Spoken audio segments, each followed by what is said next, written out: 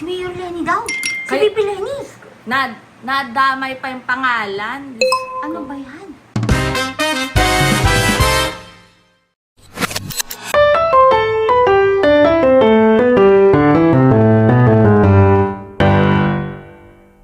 Ang 25 million? 24 hours?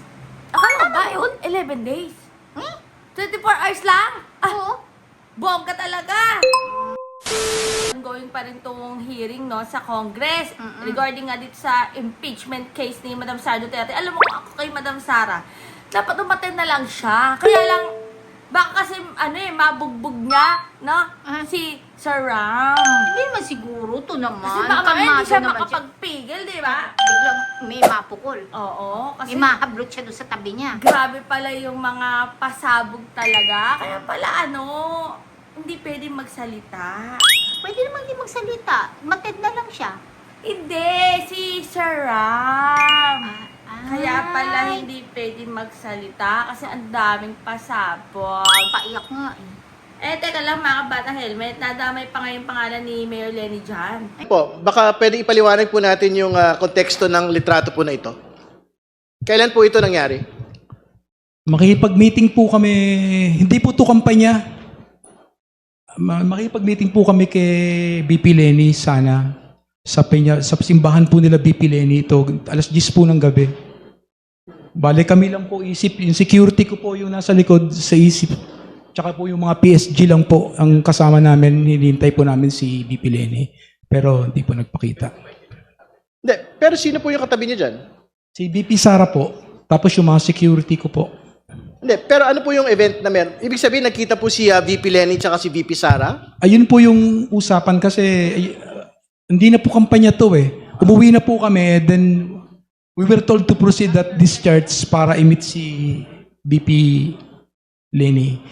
Pero hindi po siya nagpakita, kaya nagkwentuhan na, alas 10 po to ng gabi, wala na pong ibang tao doon. So ano po yung petsa po nito pagkatapos po ng halalan? Before pa po, Madam Chair, before pa po, Your Honor. Paki-identify po kung sino yung lalaki na katabi ni BP Sara. Sino po yung katabi ni VP Sara po dito? Ako po to, dalawa lang po kaming may t-shirt na ganito na binigay ni BP Sara at signed ng... Alright.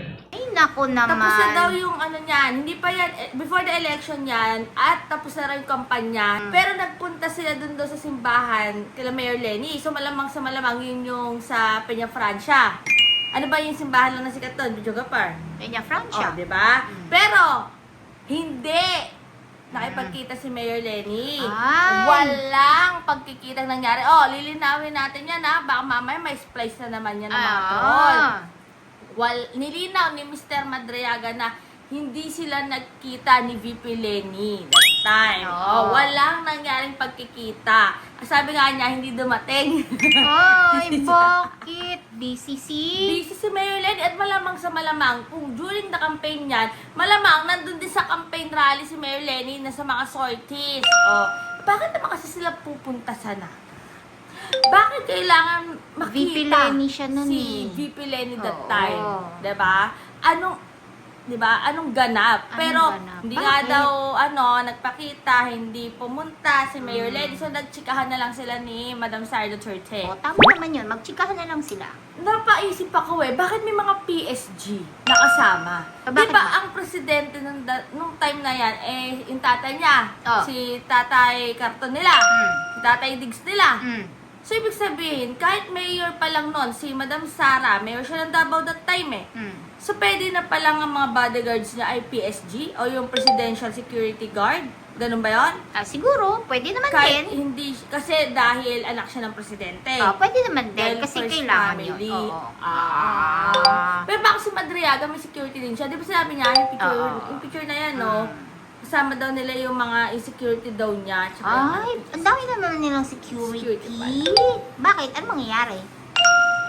bakit kailangan nila ng security? Kaya Yung nga. tanong, kung nangangampanya lang naman. Pero ayan nga mga kabatang helmet, comment yun ako ano masasabi nyo dyan. Basta, walang naganap na pagkikita. Hindi dumating si Mayor Lenny, hindi pa kita No si Mayor. show. Oo, no show dyan si Mayor Lenny, ha? Kung ano man ang dahilan, basta hindi sila Nagkita. kaya wag nyo nang i-splice yan at wag nyo nang gawan ng issue pa. Pero ayan nga, continue pa rin yung hearing ngayon, no?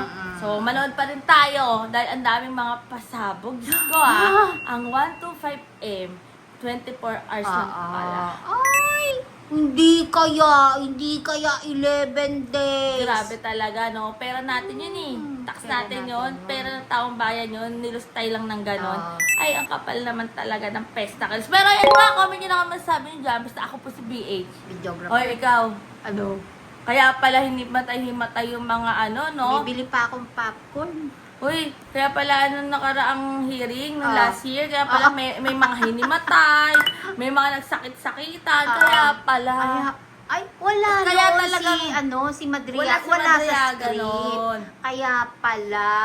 Si Madriaga pala ang susi. Kaya pala Nam. merong mga naghimatay-himatay sa makit ang ulo ng hearing. Sila Acosta. Di ba yun yung naka-headband? Di ba yung naka-headband? Hindi! Si Sulay kayo naka-headband. Si Acosta yata, yun yung matandang ano, yung hinimatay. may senior. Basta pa ganon, di ba? Wala na. Hindi na tapos, Asa na ba yung mga yan? Oh, ewan. malamang ipapatawag yan. Dadating banggit. ba? Eh, yun ang tanong. Pero ayan nga, mga batang helmet. Basta see you later.